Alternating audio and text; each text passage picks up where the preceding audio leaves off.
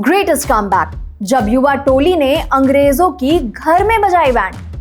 आज बात उस मैच की जिसका कभी भी जिक्र हो तो रोंगटे खड़े हो जाना तय है। सौरव गांगुली की युवा ब्रिगेड ने क्रिकेट के मक्का लॉर्ड्स पर ऐसी जीत हासिल की जो इतिहास में दर्ज हो गई। इंडियन क्रिकेट का दुनिया में डंका बजा और न्यू लुक टीम इंडिया के मेथड्स पर मुहर लग गई। नमस्कार, मैं हूं मेघा सिन्हा और आप देख रहे हैं बजर बट्टू स्पोर्ट्स।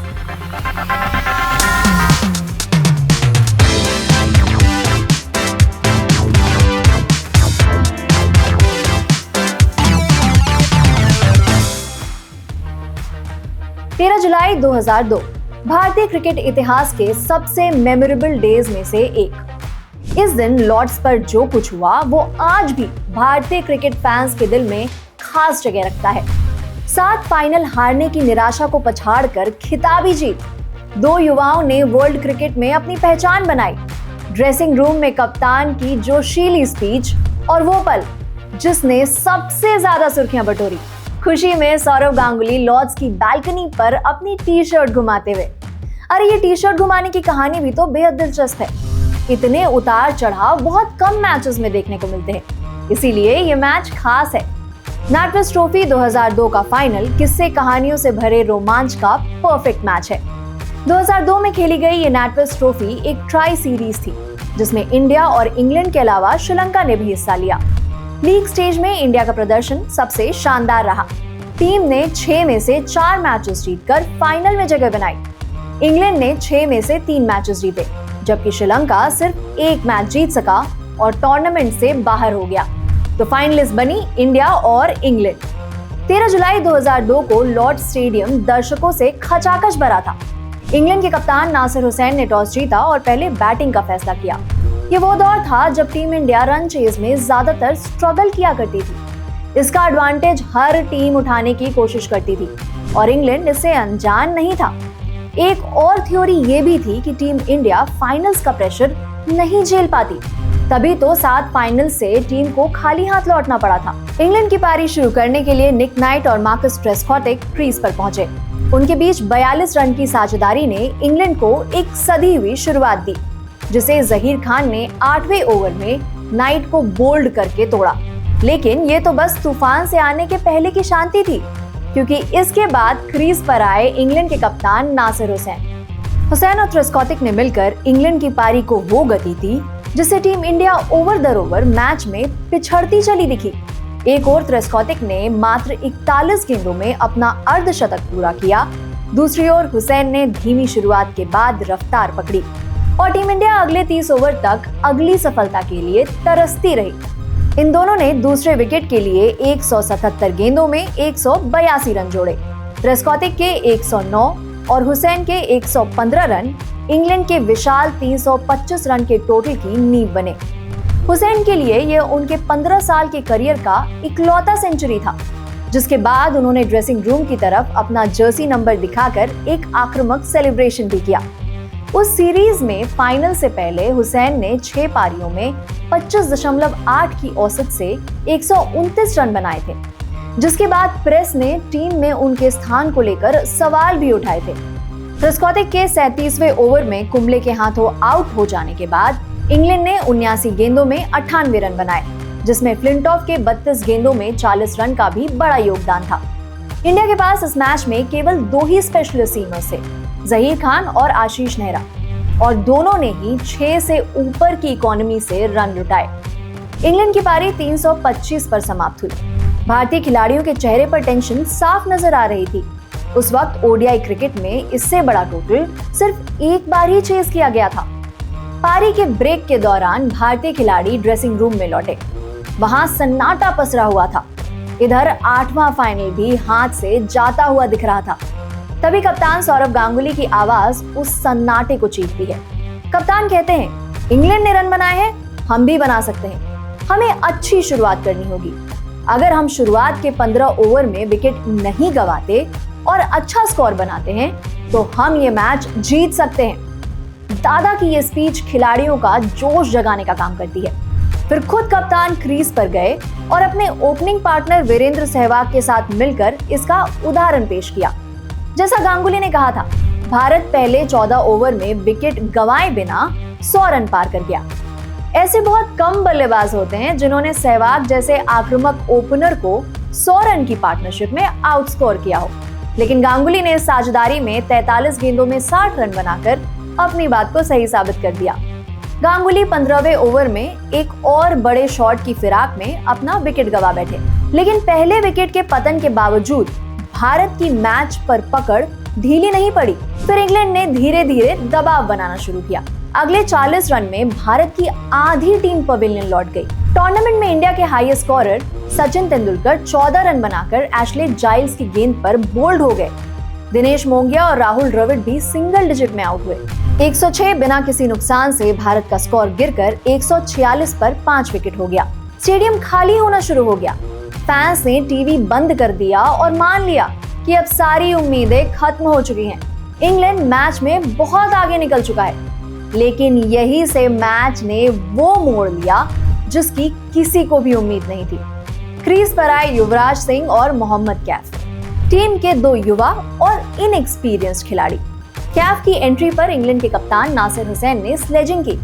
हुसैन को पूरा भरोसा था कि इंग्लैंड यहां से किसी भी कीमत पर हार नहीं सकता। ऐसे में खिलाड़ियों के बीच छींटाकशी से मैच का माहौल थोड़ा हल्का बना रहे, शायद यही सोच थी। कैफ के क्रीज पर आते समय हुसैन ने कहा, ये देखो बस ड्राइवर आ गया है बैटिंग करने। हुसैन ने ये टिप्पणी कैफ के ऊपर व्यक्तिगत तौर पर की थी या टीम की स्थिति को देखकर, ये कहना मुश्किल है। अगर मैच के संदर्भ में देखा जाए तो शायद उनका मतलब था कि अब टीम को पार लगाना इस खिलाड़ी की जिम्मेदारी है। उस वक्त भारत को जीत के लिए 26 ओवर में 180 रन की जरूरत थी। और एक दिलचस्प बात, भारत की लड़खड़ाती पारी देखकर कैफ के परिवार वालों का भी मन मैच से हट गया था। सचिन के आउट होने के बाद घर वाले टीवी बंद कर थिएटर में देवदास देखने चले गए, और वहीं दूसरी तरफ मैदान पर कैफ का ध्यान युवराज के साथ मिलकर मजबूत साझेदारी बनाने पर था। ये दोनों इससे पहले भी भारत के लिए एक बड़ी ट्रॉफी ला चुके थे। कैफ की कप्तानी में भारत ने श्रीलंका में हुए 2000 के अंडर 19 वर्ल्ड कप में जीत दर्ज की थी, जिसमें Yuvraj Singh player of the tournament रहे थे। कैफ क्रीज पर आते ही युवराज से कहते हैं, देखते हैं इनको, हार नहीं मानेंगे। युवराज भी कैफ से पंच मिलाकर जवाब देते हैं, हाँ पूरा खेलेंगे। यहाँ से दोनों ने विकेट के बीच शानदार तालमेल बनाते हुए सिंगल डबल लेना शुरू किया और जो भी कमजोर गेंद मिली उस पर जोरदार प्रहार किया। इस बीच लॉर्ड्स की बालकनी में कैमरा पैन होता है। कप्तान सौरव गांगुली इशारों से कहते हैं कि युवराज को ज्यादा स्ट्राइक पर रखो। बेशक युवराज इस सीरीज में शानदार फॉर्म में थे। उन्होंने अपना अर्धशतक पूरा किया और कैफ के साथ छठे विकेट के लिए 121 रन की पार्टनरशिप की। दोनों ने करीब 19 ओवर तक क्रीज पर डटे रहकर भारत के जीत की खोई हुई उम्मीदों को फिर से जगाया। इंग्लैंड की गेंदबाजी आक्रमण में शामिल दिग्गज नाम Darren Gough, Alex Tudor, Andrew Flintoff, Ronnie Irani, Ashley Giles और पॉल कॉलिंगवुड, ये सब मिलकर भी इस भारतीय जोड़ी को परेशान नहीं कर सके। फिर अचानक मैच में एक बड़ा मोड़ आया। 42वें ओवर में पॉल कॉलिंगवुड ने युवराज सिंह को एलेक्स ट्रूडो के हाथों कैच आउट कराया। युवराज की 63 गेंदों में 9 चौकों और एक छक्के की मदद से बनाई गई 69 रन की शानदार पारी पर ब्रेक लग गया। भारत का स्कोर तब 6 विकेट पर 267 रन था। भारतीय खेमे में टेंशन का माहौल था। हालांकि कैफ क्रीज पर डटे हुए थे, लेकिन टीम को निचले क्रम के बल्लेबाजों की भी जरूरत पड़ गई थी। भारत को 50 गेंदों में 59 रन की दरकार थी। सीधे शब्दों में कहे तो टीम को एक और मजबूत पार्टनरशिप की जरूरत थी। कैफ का साथ देने आए हरभजन सिंह। भज्जी ने अपने कप्तान के मैसेज का पालन करते हुए सिंगल लेकर स्ट्राइक रोटेट करना शुरू किया। दूसरी तरफ से कैफ हर ओवर में एक बाउंड्री निकालने में सफल हो रहे थे। कैफ ने अपना अर्धशतक पूरा किया और भारत को विजेता बनाने के लिए उनकी जद्दोजहद जारी रही। भज्जी का एक छोटा सा कैमियो मैच में जान भर देता है। वो और कैफ 7वें विकेट के लिए 47 रन जोड़ते हैं। जहां कैफ ने युवराज के साथ साझेदारी में एंकर की भूमिका निभाई थी, इस साझेदारी में उन्होंने 22 गेंदों में 30 रन बनाकर मोर्चा खुद संभाला। भारत जीत के काफी करीब पहुंचता दिखा। तभी भज्जी को फ्लिंटॉफ बोल्ड कर देते हैं। यहाँ भज्जी की पारी का जिक्र करना जरूरी है। उन्होंने 13 गेंदों में एक छक्के की मदद से 15 रन बनाए। फ्लिंटॉफ यही नहीं रुके, उन्होंने अगली ही कोशिश में कुंबले को भी खाता नहीं खोलने दिया और विकेट कीपर एलेक्स स्टुअर्ट के हाथों कैच आउट कराया। मैच फिर फंस गया। इंडिया जीत से 12 रन दूर था, लेकिन उसके केवल 2 विकेट बचे थे। डैरेन गॉब पारी का 49वां ओवर करने आए।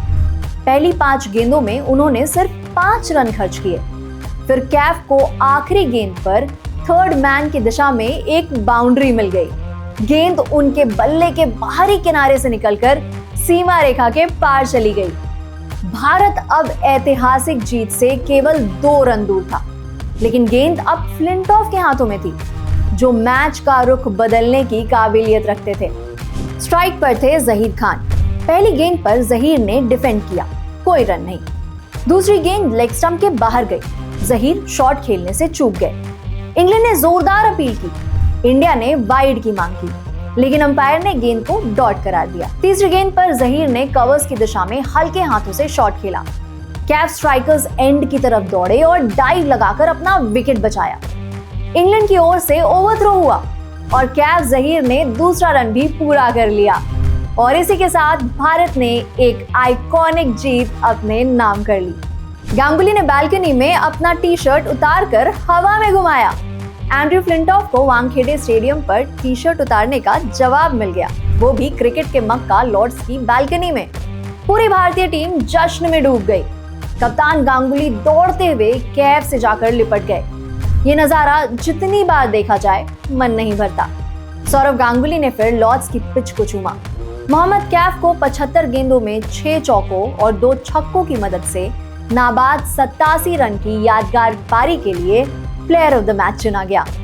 इस मैच को लेकर अब तक कई कहानियां सामने आ चुकी हैं और जो भी खिलाड़ी इसमें शामिल थे वो आज भी इसे बड़े प्यार से याद करते हैं। सौरव गांगुली बताते हैं कि जब उन्होंने वीरू को रोनी ईरानी के ओवर में शॉट खेलने से रोका तो उन्होंने उसी ओवर में लगातार 4 चौके जड़ दिए। फिर गांगुली ने मुस्कुराते हुए कहा, मैंने फिर उनसे कुछ कहना ही छोड़ दिया।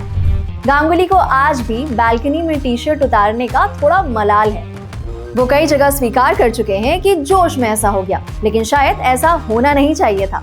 वो मुस्कुराते हुए बताते हैं, मेरी बेटी अक्सर मुझसे पूछती है कि आपने ऐसा क्यों किया था। द्रविड़ याद करते हुए बताते हैं कि जब यूवी कैफ की साझेदारी चल रही थी तो वो अपनी जगह से हिले तक नहीं।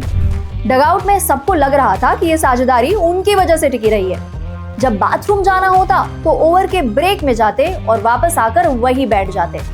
Player of the match Kaif बताते हैं कि जब परिवार वाले फिल्म देखकर लौटे तो घर के बाहर भारी संख्या में लोग शुभकामनाएं देने पहुंचे हुए थे। परिवार को कैफ पर गर्व महसूस हुआ। वो कहते हैं, जब मैं इलाहाबाद लौटा तो मेरा स्वागत किसी हीरो की तरह किया गया। आज भी जब किसी स्पोर्ट्स चैनल पर यह पारी दिखाई जाती है तो पापा फोन करके बताते हैं, वो दिखा रहे हैं, तुम भी देखो। सोशल मीडिया पर भी इस मैच के किस्से अक्सर दोहराए जाते हैं। कई यूजर्स तो ये तक कहते हैं कि हाइलाइट्स देखने पर भी दिल की धड़कनें तेज हो जाती हैं। यही है इस मैच का रोमांच और फैंस का इससे जुड़ा हुआ प्यार। इस मैच के बाद से Indian cricket team run chase में और बेहतर होती चली गई और टीम ने कई यादगार जीत हासिल की। वैसे आपको रन चेजेस के मामले में भारत की सबसे रोमांचकारी वनडे जीत कौन सी लगती है? हमें कमेंट बॉक्स में जरूर बताएं। और अगर वीडियो पसंद आया तो देखते रहिए बजरबट्टू स्पोर्ट्स।